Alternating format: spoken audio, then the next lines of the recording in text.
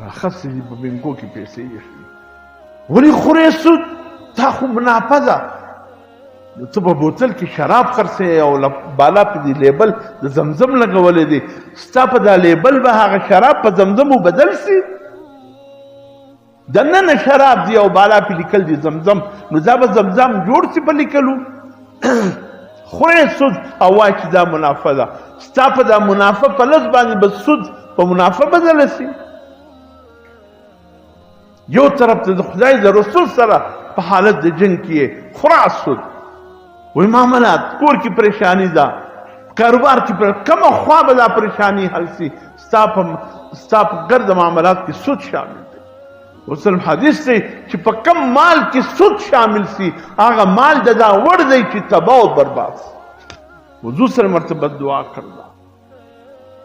نن زمین د مم چې کم مسله ده